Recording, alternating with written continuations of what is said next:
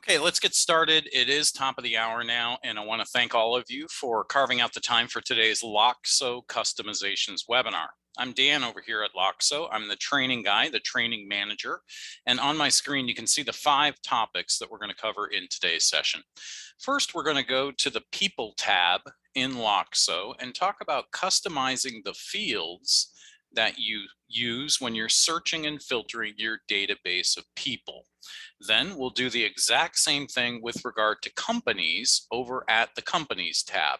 We'll show you how to customize the fields that are found on a company profile page. Then we'll jump to the settings page for the rest of the training. We'll first look at the Customize button on your settings page where you can customize a whole bunch of different things. And we'll sort of work our way through all of those customizations that are available to you there. Then we'll go to the Users button on the settings page, where basically you can add users on your team who are going to be logging into Loxo, delete users, add their preferred cell phone number, this kind of thing. I'll show you basically how to configure and adjust the settings with regard to the users on your account. And then finally, a big topic, how to customize your job pipeline and the workflow more generally for your team in Loxo. This comes into play when you're adding a note in Loxo. Below where you add a note, there's a little activity dropdown where it lists all the various steps in your workflow so you can document accurately when you're adding a note, right? And so you can customize that little drop-down menu of your workflow steps and at the same time customize the steps in your job pipeline. So it's a big topic, but I think you'll find it's super easy to get the hang of.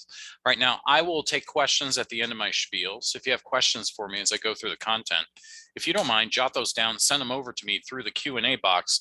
This spiel usually takes me about 45 to 50 minutes, depending on how fast or slow I'm going. So let's jump into it. And let's talk first about the People tab. Now, you guys know from my 101 training that the People tab is where your database of people in Loxo is housed or found. So we're using a demo account here today, and you can see I've got more than 27,000 people in my database of people here. And this would be a blend of candidates and contacts and subcontractors and vendors and all different types of folks that might be in my database, all sort of in one big basket, if you will, right? But that said, you can easily search this database of people as it grows using the search bar up here at the top. And really more important than the search bar are the filters over here on the left-hand column.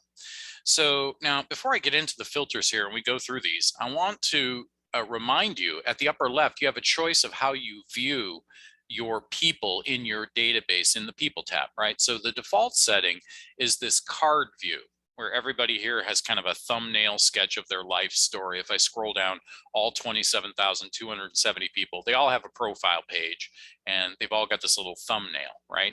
And the filters, when you're in the card view, live over here on the left-hand column, right? So it's easy to search, sort of whittle it down from 27,000 to a couple hundred, let's say, and then start using the filters to drill down deeper, right? So we'll talk about that.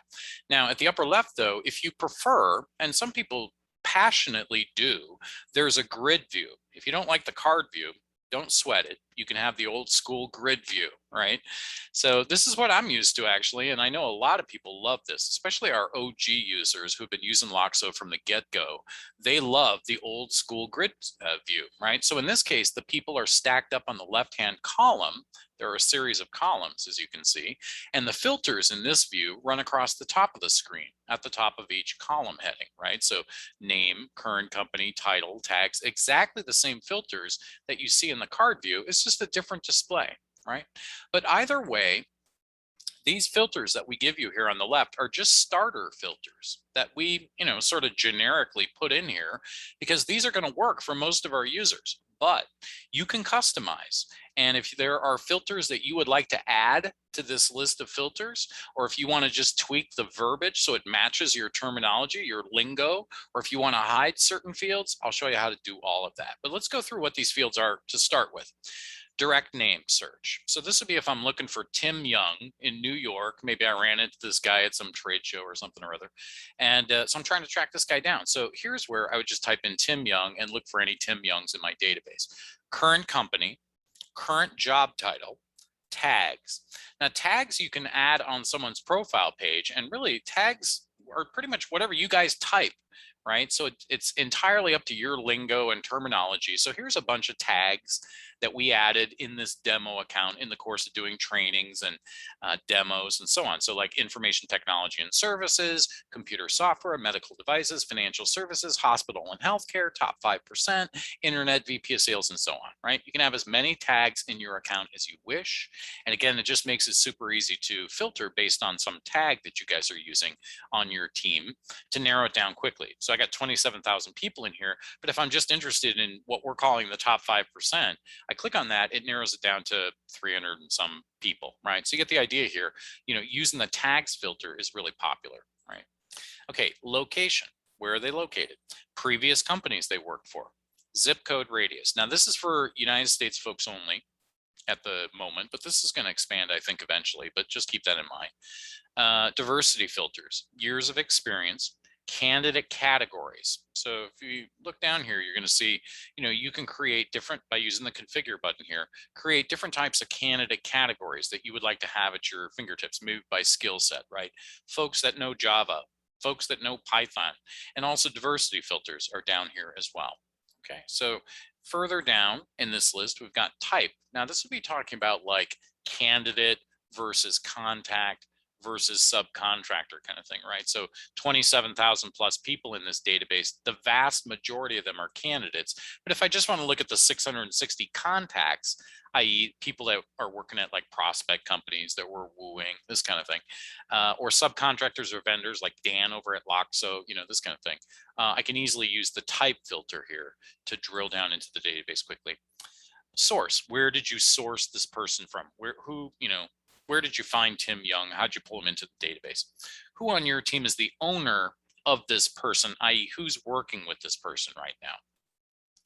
What date was their profile page created in Loxo? What's the most recent activity date for this person? What's the last date you actually contacted Tim here? What job stage, if any, is the person in currently? What is their current compensation? What is their desired compensation? Not always the same thing, right? Were they referred by someone, right? So if you have someone that's constantly referring new folks to you and you want to keep track of that, you can easily document that using the referral filter and space to type in who referred. Their GDPR status, their current rank. If you have like a top 10 candidates that you're working for kind of thing, you can assign a rank and filter by rank. Their college graduation date, PQE, their region, their skill set, and so on. So again, if there's some kind of a filter that you would like to see in this list of filters, like for a lot of our folks are like, this is perfect, Dan, this is exactly what I need. But other folks are like, you know what, Dan, there's a whole bunch missing here. Like I can think of like 10 that I want to add. Here's how you do it. When you're in the people tab here, just go to the upper right, use the 3-dot button up there, the more button, and choose customize. When you click customize, When you click customize, it's going to take you to this screen where you can customize basically all of the fields that are currently on your person's profile page and the filters that are used when you're searching and filtering your database of people. And they're all stacked up here on the left-hand column, as you can see. Name, current company, title, tags, location, exactly the ones I just showed you in the sequence I just showed you, right? Now, the first big concept here is sometimes you just want to tweak the name. You're like, you know what, we don't call it current company. We call it current stage or, you know, whatever. You guys might have some different lingo. Click here and you can totally change the verbiage on this to match your lingo, to match your terminology. So you can change the titles of these filters if that's all you need to do. And you can also, over on the right here, you'll be able to see certain of these you can remove. So wherever you see a red button where it says remove, under field actions, that means this field, previous companies, if that doesn't make sense for your situation, you're like, Dan, we don't track that. You could remove that. Now, the ones that say built in, you cannot remove these. These are built into the platform. So these are not, you can't mess with these, as the kids say, right? But you can remove the ones that don't make sense for you, right? And also down here at the lower right, the most important button most people are looking for is the add button. So if you want to add a field that isn't in this list of fields, you can do that just by hitting the add button here. And it'll give you a blank space down below here. So you can add the new field, whatever you want to call it. I'm just going to put test in here, right? And so call the field whatever you want. And then to the right, tell us what kind of a field is this going to be? Like there's several different types of fields that this could be. So for example, it could be a text field, which means it's just basically a box where you're going to type in the answer or some bit of information, right? So a text field. It could also be a number field, right? Where you're saying how many of something, right? Where you're going to be entering in a number in response to that field.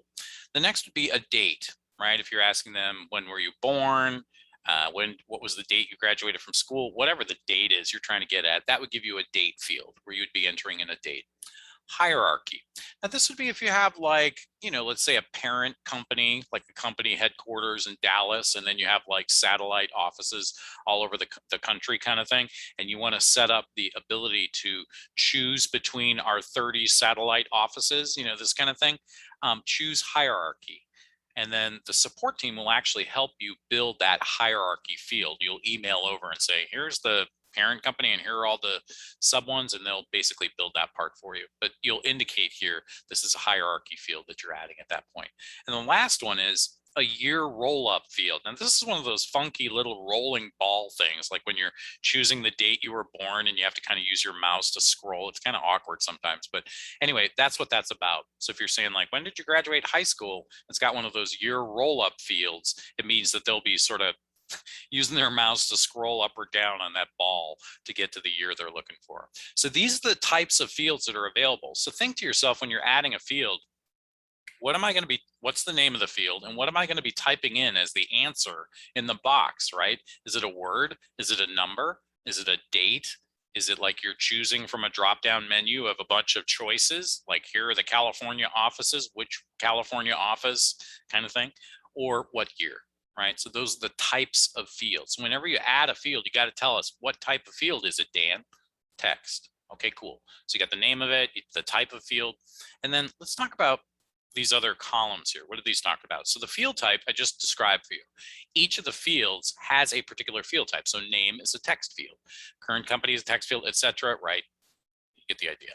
Now, this column here, show in grid, what it's talking about is, does this field show up? Is it visible in the grid, in the list of fields in this grid, right? Is it showing up there? Some of these, maybe you don't want it to show up there, but you want it to show up on the profile page. Remember, we're talking about configuring as well on the right-hand column of the person's profile page, the fields that you can populate when you're on someone's profile page, right? So there's two places where the fields can be visible. The first would be when you're on the people tab, that left-hand column, right? When you're searching and filtering your database. But also when you click on someone's name to open up their profile page, you can also see those same fields on their profile page on the right-hand column, right? So each time you're adding a field, we're asking you two questions about it. Is it displayed in the grid, the list of filters here? And is it displayed on the profile page? So like diversity, you can see no and yes in this situation. So you'll make some fundamental choices about visibility of these fields, right? Next, does it show on the deals tab in the deals display? So same idea, you have the same ability to apply certain filters when you're over on deals, and that's why it's asking you that as well. So make those fundamental decisions. And then also some of these you might want to have and or behavior. So for example, when you're enumerating certain tags, you might want to say this and this or this or this kind of thing is the idea there. So certain filters you can use an and or behavior if you choose that. Okay, so for hierarchy, if you're adding a hierarchy field here, you also have the same ability to choose and or. So maybe it's the Los Angeles office and the San Francisco office, or the Los Angeles or the San Francisco office.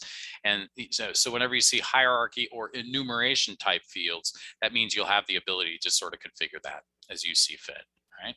All right, so again, now the right-hand column is where we're showing you which of these fields you cannot delete or remove because they're built into the platform, and which you can yank out if they don't make sense for your situation, right? Or you just don't, you're not going to use them. But remember, at the lower right is where you have the add button, so you can add additional fields, add as many fields as you want. And the last thing I want to say about this grid here, when you're doing customizations of fields, is that you can also, on the left side of each of the fields, see where it puts that hand there when I hover over it? You can drag and rearrange the order, right? So name is always first, and I don't believe you cannot change that. That's always first. But all the other ones, let's say location for whatever reason for you guys is the most important thing. Name, then location second, right? Then tags, or title maybe after location, this kind of thing. So my point simply is that once you've got all the fields displayed over on this left-hand column here, then you can start rearranging the order to get them in the order you want. So the most important ones are up top, and as you scroll down, maybe these are only appropriate sometimes, right? You get the idea. Now, if you make any kind of customizations here using this little worksheet here, make sure you remember to hit save down at the lower right to save any of the changes that you just made to the fields on the people tab. Okay, now to illustrate that point I was talking about earlier about how the fields display here and they also display on someone's profile page, I'm going to click on Tim's name and just show you over here on the right is what I'm talking about. Under the deals tab, when you're on someone's profile page, is where you have all the basic info, the details about Tim Young, his phone numbers, his email addresses, his current location, and here are the fields that I'm talking about. Previous companies, diversity, candidate categories, type, who is it sourced, how do we source them, who's the owner of this person, compensation level, desired compensation, etc. So some of these are maybe not all of the ones that you have displayed when you're searching and filtering. So that's what I was talking about earlier. You decide which of the filters are displayed here, maybe not all of them, and which are displayed here when you're searching and filtering. So again, to demonstrate how this works, when you're at your database, and let's say I'm looking for a CTO in Denver, and they have to have at least like 12 years experience, I'm going to start by just typing in CTO in the search bar, hit enter. It's going to shrink down my database from 27,000 plus people to a couple hundred, 532.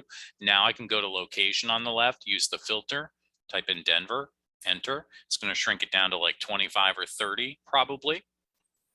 So I've applied a job title search and then a location filter to the results, and now I'm down to 26. So I've gone from 27,000 to 26 CTOs in Denver in like 10 seconds, right? And now I can go to years of experience. I think I said 12 years or more. So I'll pull this to the right, 12 or more. There we go.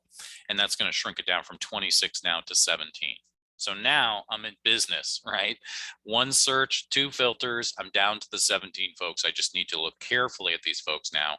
And I can either select all, or I could just highlight some people. And this is where I can drop them into a job or an outreach campaign, or enrich their profiles with contact information, or fire off a bulk email or a text message. I have a lot of different things I can do once I search and filter and then grab some folks that I'm interested in, right? And happily, at the end of that process, when you're done searching and filtering your database using these filters that you've configured, you will find a reset button down here at the lower left. So when you click that, it takes you back to square one in your database, and you can begin your second search of the day. So it's important that you guys get comfortable searching and filtering your database and really configuring your filters to match your situation and your workflow. Now, it's exactly the same idea logic-wise when it comes to companies. So let's hop over into companies. And I'm not going to waste your time going through like we didn't just do what we did here, but I just want to point out, first of all, on the companies tab, it's a grid view. There is no card view in companies, at least yet. So it's going to be a grid view. So all the companies are going to be stacked up here on the left-hand column, right? And as we talked about earlier, the filters now are at the column heading level across the top here. So name of the company, how many jobs are you working for this client, if it's a client of yours, their company website, holdings company if they're owned by somebody, company type, tags, use the little ball here to move to the right there, opportunity type, address, location, revenue, priority, industry, created date, number of employees, etc. Right? You have unlimited number of fields. You can customize this exactly as you want, just like I showed you on people. So you're going to use the three dot button again, choose customize, and it's the exact same grid. Everything's the same. So again, the filters are on the left, even though they display across the top there. they're all displayed here on the left in the customized grid here. So we've got name of the company, their website address, who's the holding company, company type, tags, etc. Just like I just showed you. Same idea, you can change the verbiage, edit it to match your lingo, your terminology. You can rearrange the order, move these in whatever order you want. You can also, over on the right, remove certain of these company fields that don't make sense. Some are built in, you can't touch them. You decide which of these fields are displayed in the grid and which are displayed on the profile page for the company, which are shown in deals, and what and or behavior, if any, do you want for some of these fields that are like hierarchy or enumeration fields, right? And if you want to add a field, just like we showed you earlier, use the add button, type in the name of the field, whatever it is, and then choose what type of field it's going to be. You're going to be typing in some words, numbers, dates, some kind of hierarchy choice, or a year roll up. So tell us what's the name of the field you're adding, what type of field is it displayed in the grid, is it displayed on the company profile page, is it displayed in the deals tab, etc. Right? And if you add any fields, or if you make any changes in terms of removing fields or making any changes in terms of editing the verbiage, the terminology for these fields, again, make sure you remember to hit the save button at the lower right hand corner to make any changes to the fields that are available to you when you're searching and filtering here on companies. Now, because it's a grid view, it's pretty much the same thing. So if I'm looking for, a particular company name or something like that, like Apple, I'd be able to find it very easily. But you can search by different types of companies like aerospace, let's say. No results as it turns out, but you get the idea. It's same principle. You search using the search bar up at the top, and then essentially use the filters across the top to, like say filtering by location or something like that. So, if I go to location, for example, and I click on that word location, and I type in Denver and hit enter, it'll shrink it down and just show me the companies that are based in Denver. So same exact principle. You have the filters available across the top of the screen so that you can drill down into this database in conjunction with the search bar up here at the top. And again, you customize all of that using the grid found under the 3 dots button up here. Reach out to us at support down here using this question mark button whenever you're logged in if you have any questions about customizing the fields on your people tab or on the companies tab. All right, let's turn next to the settings page. Now for that, you're going to go to the lower left-hand corner of the navigation bar here and click on your initials, and then look for the settings button right there to go to your settings page. Now you're going to have to be an admin on your account to do all this stuff, but it's pretty intuitive. Let's check it out. When you go to the settings page, there's all kinds of stuff you can do on the settings page, as I think I talk about a lot in the 101.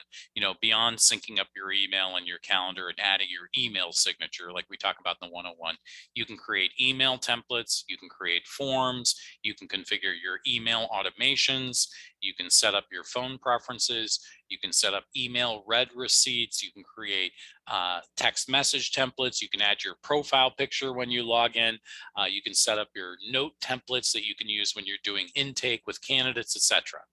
Below that, though, is where if you're an admin, you can really configure a lot of different aspects of your account, like your users, the people on your team who are logging into your account in Loxo.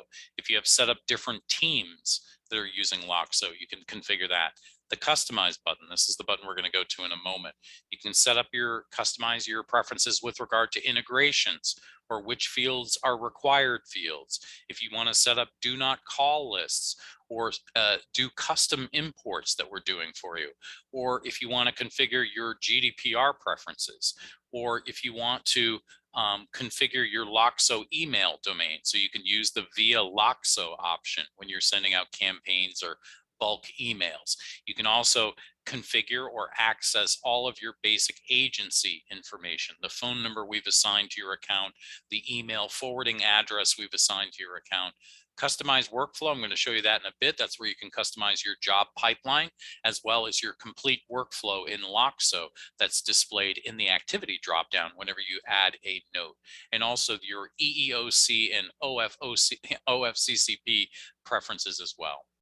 Okay, so let's start when it comes to customizations here on the settings page. The first one I want to take you to is the customize button here, where there's all kinds of things that you can set in terms of your preferences. Like your default currency. We have a lot of folks in different countries. It's set for the United States, but if you're not in the US, just find the currency that makes sense where you're located. Your default country, same idea. We have folks all over the world now using Loxo. Your email automation default behavior. This applies only if the email automations are being sent through Loxo, not if you're using an outside email automation service, but basically you can configure your preference in terms of where that will default to the candidate owner or default to the job owner. Now you can also set your default editor settings for emails in terms of the color and various, the font size, and the spacing, right? Now below that as well, you can set your job listing order by publish date or by title. You can set your default time zone where you're located, your text message response notifications, whether they're going to go to the owner of the person who's receiving the text message or not, right? And then auto merge person duplicates based on email. So we're basically asking you here, do you want Loxo AI bots to assume that if people have the same email address, that that's the same person? Usually that's a good bet, and that's why we have it set to do that in terms of the default setting. But some people are like, no, don't assume that with us. We have people that share the same email addresses, this kind of thing. We've seen some situations like that. So that's why we're asking you that there. Send email on person ownership change. Do you want a notification sent out if I start working with this candidate instead of Sarah, this kind of thing? I take over for Sarah. Track open, click, and downloads on all emails by default. I think I would always recommend you have that on. It just basically means if you send an email out of Loxo, do you want Loxo to track whether the recipient of that email opened up that email, whether they clicked on your link in that email, and whether they downloaded your content? I think in general, you're definitely going to want to see that because we can show you that the results in the email log. But if you don't want us to track that information, then just flip the switch off. Maybe for GDPR compliance reasons, you don't want us to do that. So you can assure all the folks that you're working with that we're not going to look and see if you open up our email, this kind of thing. So you can flip that on or off depending on what you want to do there. This is where you can decide whether you want your agency's logo to show up here at the top of the navigation bar. If so, just flip the switch. Show the candidate bio in the client view. You can make a decision yes or no. So when someone is looking at the client view in the job pipeline, you can have the candidate bio displayed as part of that view or not. Show the candidate details in client view. Same kind of choice you're making there fundamentally. Allow clients to download candidate resumes when they're looking at the client view, yes or no, and send notifications when a placement is updated. Okay, so just some basic stuff depending on the way you guys sort of do things at your place. Now below here is where you can upload your agency logo. If you want it to display up there at the upper left, you can update your logo, remove the logo. And here's where you can set your outreach campaigns delivery hours. We call it hours of operation. I don't know why we don't just call it delivery hours. But here's the start time and the end time. This is the way most people set it, like 9 to 5. The idea is that you don't want emails and text messages going out before 9 o'clock in the morning or after 6 o'clock at night kind of thing, right? You don't want someone getting a stray Loxo or text message from your place at 11 o'clock at night kind of thing. So set the delivery hours for campaign communications globally for your account here and hit save. If you want to delete the setting that you've got currently, you can use the red delete button here and start over, reset it. Okay, job statuses. When you're adding a job, you can set the current job status for the job that you're adding into your account. Is it active and open, the job opening? Is it on hold now for some reason? Has it closed because we successfully placed a candidate, or is it closed now because we were not successful? So at the upper right, you have an add button. So if you want to add a field or a choice into this drop-down menu, that's the way this looks basically. It's a drop-down menu. So if you want to add a choice beyond active, on hold, closed placement, closed, unsuccessful, just give a name to it. And just like, where we showed you earlier in customizations, you can change the verbiage on here to match your lingo or your terminology. So if you want to tweak the way these are labeled, you certainly can. And then to the right, you can have it set So it's a default setting. So we're going to assume whenever you add a job that the default setting for that job is going to be active, or you could have it set so it's always on hold, or that's up to you, this kind of thing. Now, if you make any changes in terms of adding a field or changing the verbiage to match your terminology, make sure you hit save here to save those changes. And if you want to delete the field from this drop-down menu altogether, use the delete button here. So you can add a field, delete a field, make a change, save that change, set the default setting for this drop-down menu. So 9 times out of 10, when you add a job, it's going to be an active job. In that case, we have it set so that's the default setting on that drop-down menu. All right, let's keep going down. Job types. It's another drop-down menu. When you're adding a job, we're going to ask you, what type of job is this, Dan? Full-time job, yearly, contract, hourly, contract to hire, hourly.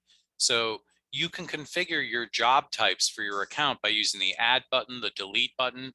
You can make changes to the terminology here, and also decide, for each of these types of jobs, is there a bill rate component, a pay rate component, an overtime component, or just a straight fee? So for each, excuse me, each of these types of jobs that you add, you decide which of these elements make sense for that job type.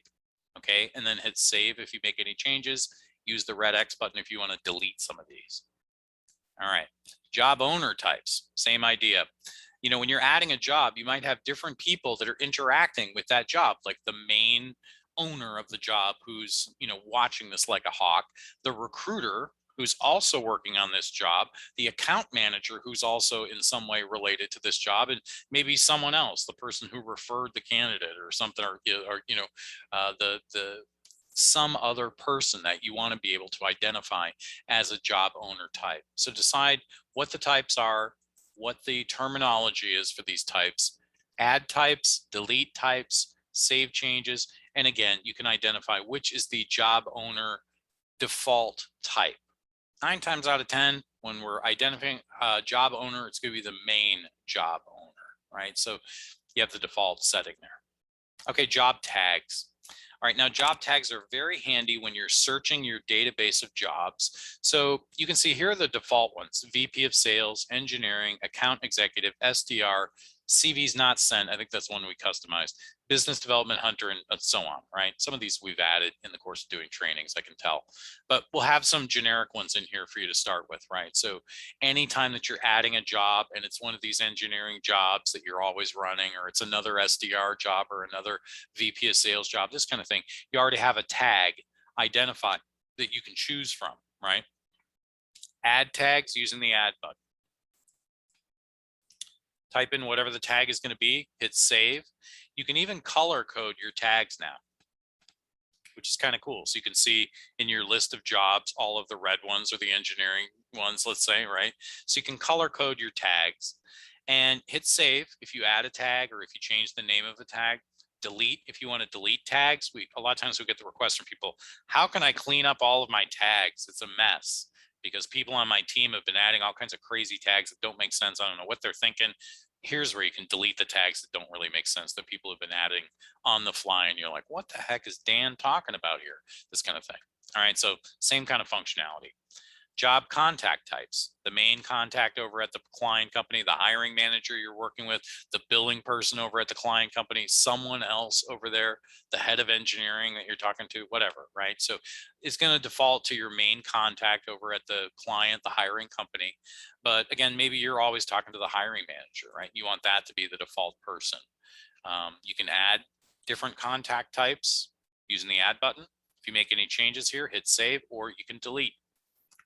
Person global status dropdown. You guys probably remember from the 101 training, I show you how on someone's profile page, there's that orange global status dropdown menu that you can use to sort of categorize people in your database, right? So person global status. So the generic starter menu is contacted, in progress, applied, nurture, bad data, do not contact, and shortlisted, and hired. Oh, and also hiring manager, someone added. All right, so this is the global status drop-down menu that we see in the demo account now, right? So anytime that we add a person, we can slot them into the appropriate sort of category or status, right? Add by using the add button. So if there's some other one you want to add, go for it. Put the name. Indicate which one is going to be the default one, if any. You can see we don't have a default established here yet. So in general, I would maybe set it at like in progress or something like that as the default one. But again, if you make any changes, hit save, use the red X buttons to delete any of these global status choices that you can use when you're adding someone into your database of people. You'll have the same choice at companies, which I think comes next. Yep, company global statuses. So the idea is that anytime you add a company into your database of companies, you'll have that same orange drop-down menu, and you can categorize every single company in your database into sort of a couple of big baskets like uncontacted, active opportunity, current client of ours, dead opportunity, this is hopeless, or do not prospect, right? Again, for most of our users, they're like, that's perfect, Dan. But some people are like, well, what about this? What about this? Add as many as you want, change the verbiage to match your lingo, set which one is the default one, like maybe active opportunity or something. Hit save if you make any changes, use the red X buttons to delete if you want to delete any of these. Person types. So this is very popular. People want to be able to, in their database segment out, okay, here are all the candidates, here are all the contacts over at like prospect companies, and here's everybody else, all the vendors, contractors, consultants, anyone else. So that's sort of the three big ones that we hear a lot. So that's why we have those here. But other people are like, no, Dan, no, there's all these other ones you forgot. So hit add as many person types as you want, call them whatever you want, set the default one. If nine out of 10 are candidates that you're adding, you might as well set that as your default setting. And then hit save if you make any changes, use the red X buttons to delete person types that doesn't make sense for you, right? Company types. Usually people just want to know one of two things. Is it a client or somebody else? Like a prospect or a vendor or something. They just want to know client, yes or no, right? So that's why we just have those two choices. But again, if you want to break it down into different types of company types, sometimes we see it by like industry or whatever, go for it. Use the add button, call it whatever you want, set the default, save changes, delete. Address types. Okay, so on the company profile, and I suppose also on the person profile, you can set basically, what if they have multiple addresses, especially on companies, which is the main address for the company, like the mailing address, which is like the alternate address, or maybe like the shipping address or the billing address, the accounting address, etc. So people sometimes want to have like different mailing addresses on a company profile. So you can add those, delete, match the lingo, etc. Email types, this is a big one, right? So on someone's profile page, they might have like 5 different email addresses, right? Their work email, their personal email, their wife's email, their husband's email, their kids, their 5th graders email, this kind of thing. So here are the current choices that you can add emails onto someone's profile page. The personal email address, the main email address, the home email address, and the work email address. Now, for a lot of our folks, they're like, that's perfect, but sometimes the lingo doesn't match. So call these fields whatever you want, add fields, save changes, delete fields, right? Basic. Same thing with phone types. Someone might have like 3 different cell phones and 2 landlines and all this kind of stuff. So the ones we have now that you'll see when you're adding phone numbers is main phone number, work phone number, corporate direct line, like the main trunk number, personal number, usually personal cell phone that would be, and just generic mobile, right? Sometimes we see work cell, personal cell, this kind of thing. This one definitely, the lingo differs from user to user we see, or from company client to client. So use the add button, add whatever phone types you want, match the terminology, delete ones that don't make sense. Source types. Now this is a big one. This is where you're pulling people into your database from, right? Now we'll have a lot of basic ones in here for you, right? Like Indeed and Signal Hire and Simply Hired, Talentify, Twitter, ZipRecruiter, LinkedIn, etc. Right? Appcast. Now, first key concept is that when the ones that say publish are the job boards that we can push your job listings out to. So Appcast, Career Builder, Glassdoor, Indeed, Simply Hired, Talentify, ZipRecruiter. So put a check mark next to the ones that you would like to push your job listings out to. If you know you don't care about AppCast, and yes, you want to do Career Builder, and yes, you want to do Glassdoor and Indeed, but no, you're not interested in Simply Hired or Talentify, just click on or off the ones that you want to be able to push out to. Each time you add a job into your account, you'll make a decision about whether or not to push out to these particular job boards. So again, you can add as many sourcings, places where you source people from as you wish. Identify that so you'll be able to track that, or basically track that on the person's profile page. Okay, and that is the Customize button on the settings page. As you can see, you can customize all kinds of your preferences and real basic functionality of your account here. Now, the second one we're going to go to is Users, which is where you're going to see a grid showing you all the people who are logging into your account.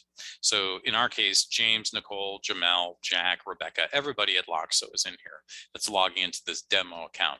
You can use the add button to add someone who you just hired on your team, who you would like to start using Loxo. Type in that person's name, put in their email address. Those are two required fields, name and email. Then if you want, you can add their preferred phone number. So if they've got a preferred cell phone number, type it in this box where it says phone number. If they're an account executive on your sales team and you're setting a annual or monthly deal target level for that person, this will indicate the annual deal target level. So if you just hired this person as an account executive on your team, and their annual deal target is $700,000 a year or something like that, we will add in the annual deal target level for that person here in this box. And then when they log in and they're looking at their deals tab, we'll show them their monthly target. We'll divide the annual target that you've assigned to them by 12. And that's what they'll see when they look at deals each month, so that they've got their eye on the prize, as they say. Now, to the right of that, when you're adding someone into your account, you can decide whether or not they're going to be an admin, i.e. do they have admin rights to do things like customizations, that kind of thing, or are they just a regular run-of-the-mill user, right? And you can save any changes. If you add someone, hit the save button. If someone quits or you have to fire someone, God forbid, use the red X button to delete them as a user on your account. So easy to add, easy to delete, easy to make changes, easy to save those changes. Pretty simple. The last thing we're going to cover today is the Customize Workflow button down here under My Agency. And this is where you can do two things. First of all, you see up here at the top where it says Job Funnel Preview. This is your job pipeline. When you're managing candidates at the Jobs tab, you're using that job pipeline for each job. And the stages, the starter stages, are sourced, applied, contacted, submitted, interviewing, rejected, offer, and hired. Now, for a lot of our users, they're like, that's perfect. But a lot are like, Dan, that makes no sense at all in relation to our workflow. So you want to be able to customize this. So how do you do that? You start by using the Add New Stage button here to add a stage into your job pipeline, your job funnel, we're calling it here. But more generally, you have a workflow that starts up here at the top where it says General Note Update. And then below that, sent automated email, interview note, sourced, unsourced, applied, Loxo AI sourced, contacted, and then various ways you might have contacted someone, left a voicemail, received a text message, incoming phone call, left a voicemail, outgoing phone call, sent a text message, received a Loxo email, sent an email, received an email, sent an in-mail, etc., right? Responded, submitted. You get the idea. These are all steps in your workflow. So the first thing I want you guys to do when you're doing this is to make a master list of all the steps in your workflow. What's every single thing that you ever do with regard to a person, basically, right? And then basically build it out. You're going to have all these generic stages in here to start with, but we know that you're going to want to add some. So hit the Add New Stage button. Type in the name of the stage you're adding. So let's say in the job funnel here, I want to add a stage in between submitted and interviewing where we have some kind of a like AI screening test or something or other, right? So I'm going to add that stage by just typing in AI screen. Okay, so that's what I'm calling that stage. And notice how it's added that stage as the first stage in the job pipeline now. It says AI screen, right? Now to the right of this field I'm adding, or this stage I'm adding rather, you want to decide whether or not this is included in the job pipeline. If I choose not to, you notice how it's not in the job pipeline, but it will be included in the workflow display down below here, right? So every time that you add a stage into your workflow, we're asking you, okay, you're adding this stage, Dan, we get that. Do you want this included in the job pipeline or not? The job pipeline is where you're dragging and dropping candidates from stage to stage. You don't want every step in your workflow in your job funnel. It would be very unmanageable. It would be too many stages, right? So you want to pick the basic ones: sourced, applied, contact, etc. Now I've got AI screen there, but remember I said I wanted it to be after submitted and before interviewing in that sequence. So how do I get it from there to there? Here you're going to use the three dot button, and you're going to use the move function to move this stage to the appropriate stage in the job funnel. So go move, and here it's going to say, okay, you want to move AI screen, and you'll have a choice: move it before one of these stages, or after one of these stages, or underneath one of these like parent choices, right? So I want it to be, I think I said between submitted and interviewing. So I'll say before interviewing. See how that works? So I've just told Loxo, move this stage that I just added before this stage. So it's between submitted, before interviewing, right? And I could have done after and chose submitted or etc., right? But I'm going to choose before interviewing here. Hit move. It's going to do just that. As you can see, now it goes sourced, applied, contacted, submitted, AI screen, interviewing, rejected, offer, hired. That's how you add a stage into your funnel, and that's how you can essentially rearrange the sequence of these stages exactly in the order you want. As many stages as you want, in whatever order you want. You can call those stages whatever you want. All right, now the other thing I want you to understand is that you can also add parent-child relationships, right? So under general note update, you have two choices here: sent automated email and interview note. But if I want to add a third choice underneath this parent sort of category of stage, you'll use the add child stage button here. And now I can add a third choice here. Instead of sent automated email, interviewed note, it might be something else, right? I'll just say like manual note or something like that.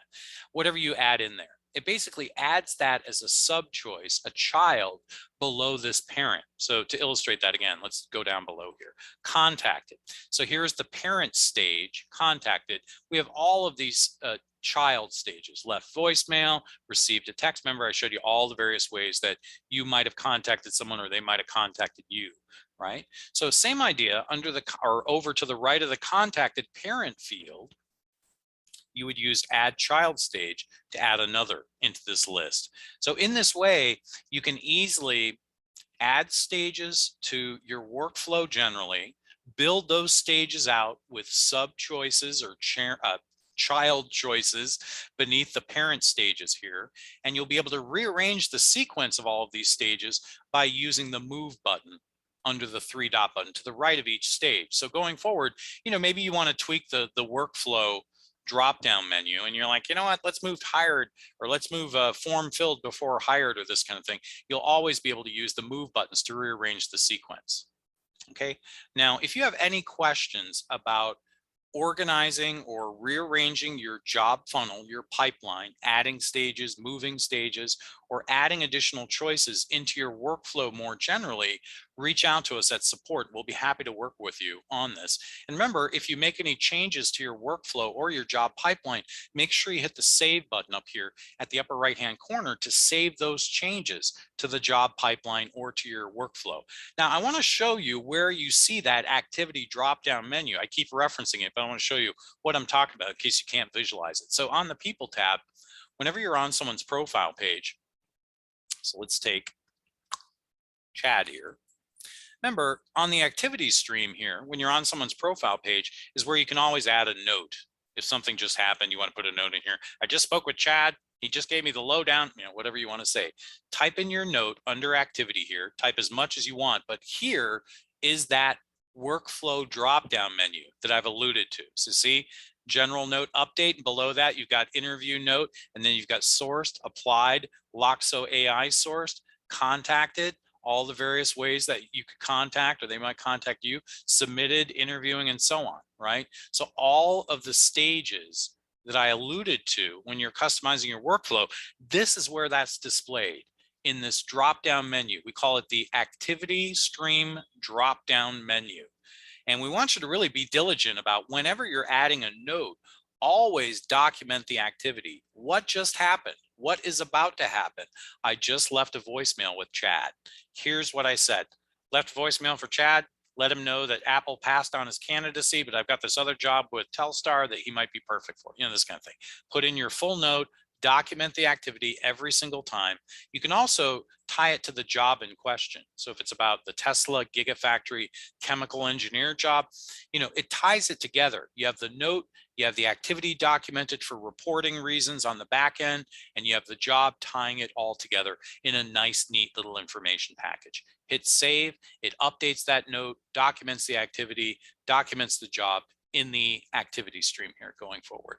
So that's why having a very well organized and accurate workflow customized for your account is really going to pay off big time, because when people are adding notes, they can be hyper specific in your lingo about what just happened so that you get proper documentation for reporting purposes every time. And that is my presentation. 50 minutes past the hour. I know that was a lot to swallow, a lot to sit through. So I really appreciate your attention. I know that's some pretty dry material, right? But, I wanted to show you basically how when you're in the People tab or when you're in the Companies tab, you're in control of the filters that you're using when you're searching and filtering your database of people or your database of companies. So you can customize that. Then when we went to the settings page, I just showed you all kinds of little things that you can tweak based on your preferences and how you want Loxo to work for your particular situation in terms of customizations that you can identify on the Customize button, different types of things you can do with your team of users who are logging into Loxo, who's an admin, who's not, and so on. And finally, how you can customize that job pipeline and also customize that drop-down menu that you see when you're adding notes. Now, I think we have 3 people on this call. Thank you all for carving out nearly an hour for this customizations overview. I'm happy to take some questions here. If you want to send me a question or two, please do through the Q&A box. I'm going to turn off the recording now. We're going to add this into the training video playlist, and then I'll take some questions and I'm going to have a big gulp of my iced tea.